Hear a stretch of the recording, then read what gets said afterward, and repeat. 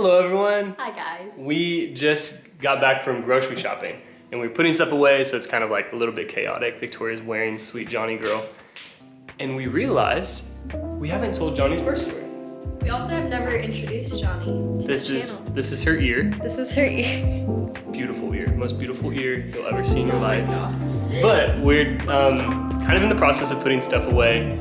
Gonna get things going, kind of clean up some stuff. You may hear Ellis in the background. We just laid him down for his nap and he is fighting it a little bit. Yeah. But we figured this is the perfect time because he's down for his nap. He's probably gonna fall asleep soon. So we are going to kind of put some things away and then we're going to share Johnnie's birth story.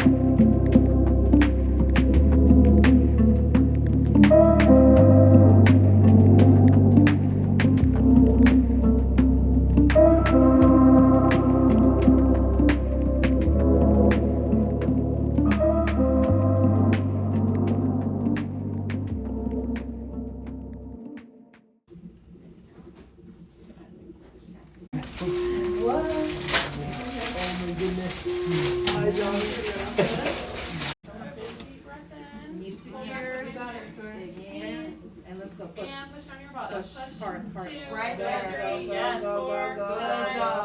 Good job. Eight. Hold it. Okay, so you're gonna push your hand. Take a deep breath. Take a big deep breath. Slowly. And do that same thing. And slowly. Keep going. Keep going. Forget to take the urethra. Okay, deep breath. And push. Slow. Okay, slow push. Good job. Alright, so now put one hand here and one below. Your head's out. Okay. Now we're gonna go down. Another push. More down. Yeah. And then up. And then go here and give mama the baby. Happy birthday. You did it. And you did it. Oh, don't address it. Good job. She's like, oh my goodness, the lights are bright.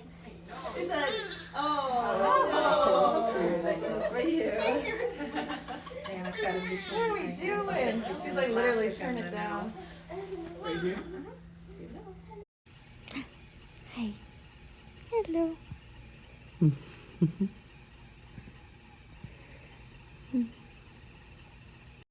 Hello. We're gonna try to do this. We, as you saw, cleaned up a little bit. Yes. But this is little Johnnie. More than just an ear. Yes. It's so funny, before we like jump into the birth story, we keep talking about like how interesting it is now doing YouTube videos with two kids, and any of our mom and dads out there know who do YouTube. And that's a very specific demographic. We're just trying to do anything with two kids in a window of like, one's taking a nap, one's awake. When do we do everything? Yeah. We've been talking about that a lot. So this is so an hard example. because we're so passionate about wanting to continue to make videos and do other passion projects, but it's so hard to figure out when the best time is to do them. So we're gonna try our best right now, and if you hear a baby cry, the big baby or the little baby, just bear with us. Yes, but the reason you clicked on the video, Yes. Johnnie's birth story. Johnnie Joy's birth story. It's honestly pretty simple. I was 38 weeks pregnant, and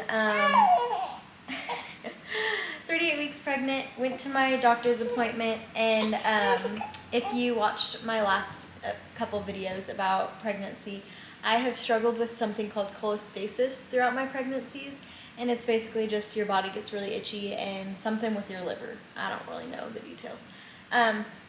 But I was experiencing the symptoms of cholestasis, and I asked my doctor if I should get tested for it, and she was basically like, you could, but by the time the results get back, they take so long, you would already be, like, it's time for you to deliver. So she was like, so in that case, want to have a baby today? And I was like, Yeah. oh my goodness. Very, like, quick turnaround. Yes, so quick. And I had told Jacoby earlier that morning, like, I have a feeling she's going to say, let's just have the baby. But I didn't want to get my hopes up. Which was so weird that you had that, like mother's I know, intuition. like the gut feeling. Yeah. But yeah, so basically my doctor was like, I need you to go straight to the hospital. Jacoby can go get the bags, get your house situated, do whatever he needs to do, but like you need to go to the hospital right away. And so I went to the hospital, checked in, and it was so weird checking in by myself. Like, Yeah. I was just like, hi, like perfectly healthy but itchy. Yeah. And just like, I'm ready to have my baby. And they were waiting for you. Yeah, they were they were ready for you, waiting. which was helpful.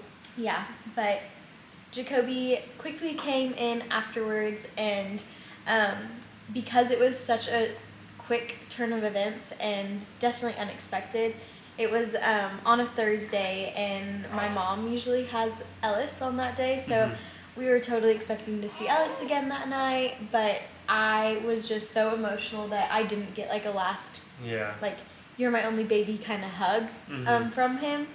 And so I basically called my mom and was like, please bring Ellis up here. Like, I need to see him. And Jacoby and my mom ended up coming and bringing Ellis together upstairs. And we were able to cuddle and have prayer time. And just like, it was a really sweet start to labor because I wasn't hooked up to anything yet. So like, it was just like a slow start into being in the room. Yeah. I think it was very similar in a lot of ways to Ellis's birth story, like the process, being there, the slow induction. That was probably the biggest difference. Was the induction was a lot faster. Yes. So last time my induction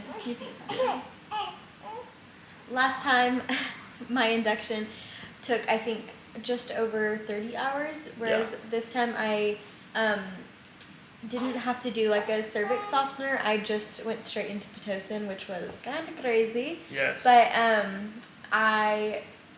it was super simple. Started Pitocin, and I was not dilating, which was kind of a bummer. But at the same time, the pain was getting worse and worse, and the contractions were getting stronger. And so it was at the point where I was like, okay, I need to start talking or thinking about having an epidural. And so, of course, this is where the story just goes like. Yeah, this is the only part that was not smooth sailing. And if you know us, what we're about to explain to you in this situation just feels like very in theme with our life. Yes, it does. Just chaotic. Yeah. But chaotic, but like okay. Yeah, like everything was fine. Which is also like our life. Yeah.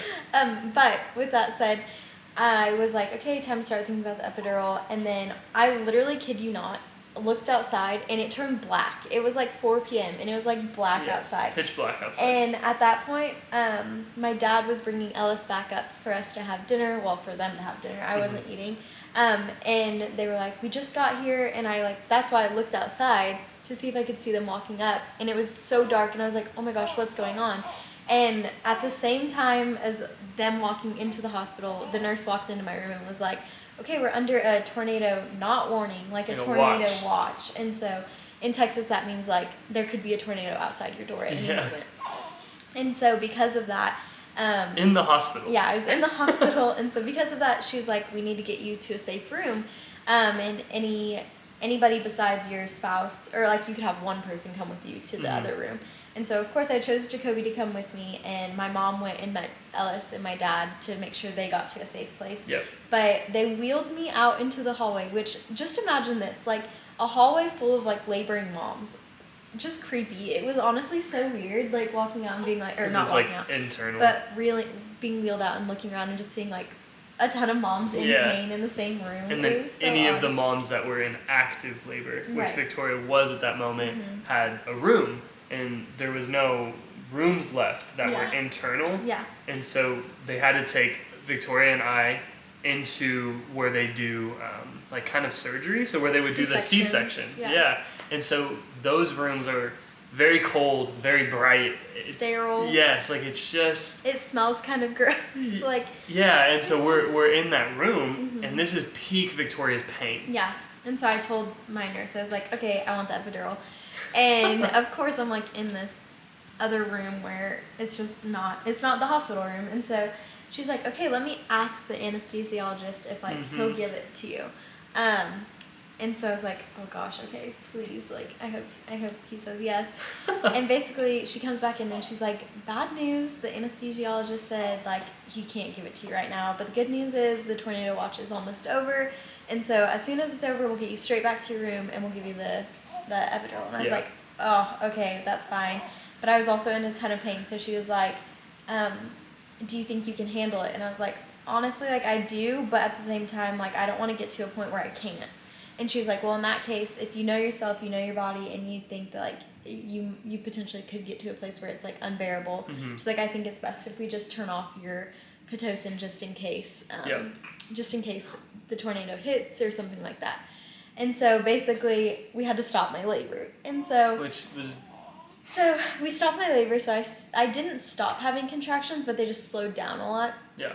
And then quickly after, well, actually, let me tell you this part. Yeah. Yeah. The peak of this whole story. So we're in the room right after the doctor said no epidural. We'll turn off your what's it called? Pitocin. Yep. And so we're like kind of sitting there bummed, and then the nurse leaves, and I kid you not, the electricity in the hospital turns off. The power goes out. The in power the hospital, completely goes out. which is wild. Yes, and so I was like, Jacoby just looks at me and was like, thank God you did not have that epidural in your back. Like the doctor would have been literally administering the epidural into me at this moment, and like I know he would have like flinched, or I would have, anybody would have. We all did. Know, right? So like that was just so classic. And of course the hospital has generators, so it like kicked back on. So the power was off for maybe a minute, 2 minutes, and then in a dark, scary, cold room, that feels like an eternity. And you hear people like outside the door kind of frantic, like running around. Yeah, they're like, the machines aren't working. I'm like, oh gosh, how's the baby doing? Da-da-da. Like, how are all the other moms doing? Yeah, and so that felt very just us. Typical. And so silly. And so the power comes back on pretty quickly, and then within maybe 10 minutes after the power comes back on, the storm passes, nurse comes back in, wheels us back into Victoria's labor and delivery room, and from there everything was pretty smooth. Yeah, I got the epidural like immediately once I got back into the room. My doctor came in, she broke my water, and I laid there for I think probably like 2 hours. Yeah, and then started feeling some, what I thought was pain, but I guess is classified as pressure. I don't know the difference. This is the second time this has happened to me, and they keep on asking me, do you feel pressure? And I'm like, no, but I feel pain. Yeah. But maybe that's the same. I just don't know what the difference is. But I was feeling some pressure, and so, or pain, whatever. And I asked the doctor, I was like, maybe you should check me just in case. Because my actual doctor who would be delivering the baby was going into an emergency surgery, and so I was like, maybe just check just in case before she goes, because she's gonna be out of pocket pretty much for like an hour, 2 hours.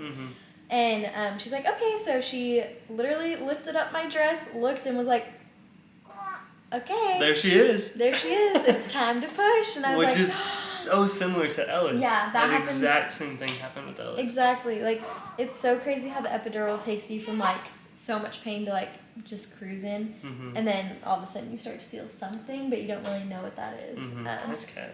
And so we called my doctor. She came in, and it was a super easy delivery, which we're so grateful for. I know that's not everybody's story, and I'm so proud of all you mamas who labor for hours and push for hours, but I'm also very grateful that our story is what it is, and this little Chiquita just fell right out. Yep. I think.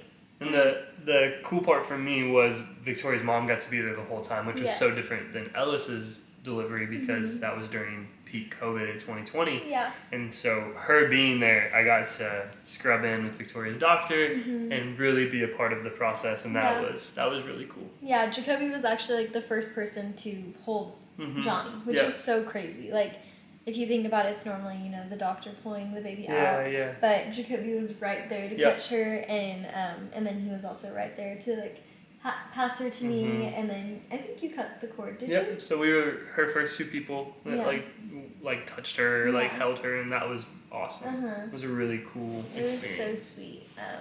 But yeah, it was such a simple birth, and I was so grateful to be able to have Jacoby and my mom there. I felt like they were two different kinds of strengths to me. Like, my mom was very physically there for me, like very motherly. Like, she's just like on my shoulder, rubbing my shoulders, and speaking like really sweet things and just like encouraging me. Whereas Jacoby was like there and like strong, and you're just standing in strength, I feel like, and you're really encouraging me as well, but also like in awe of the experience. I feel like you were very present, which I love. And so yeah, it was really a beautiful experience and super easy labor and delivery, honestly.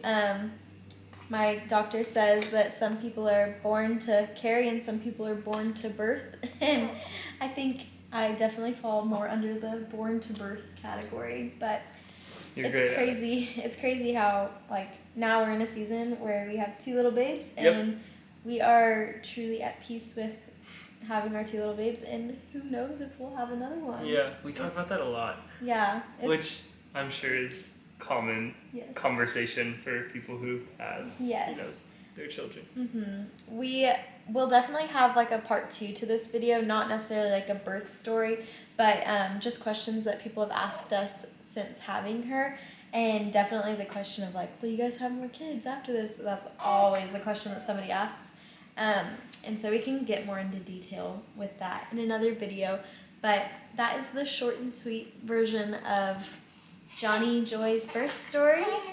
Perfect timing, Johnnie. And she's doing pretty good, guys. She's so sweet and cuddly. Yes. She loves to nap, and she's been smiling like crazy, which is awesome. Yeah, the first couple of weeks were hard because she was really having a hard time digesting dairy. And so I've cut that out, and things have gotten a lot better. But she's still having a bit of tummy aches, but we're doing it. Yeah. And we now have 2 babies, not 2 under 2, but it feels like 2 under 2. But yeah, that is where we're at. Yes. Thanks for watching, guys. Yeah, we'll see you guys in the next one. Yes, we hope to make many more videos, and they won't always be about our kids or like babies. This is just, we wanted to introduce him. Our littlest love to you guys. Yes. But good to see you guys. Thanks for watching. Yes, we'll see you later.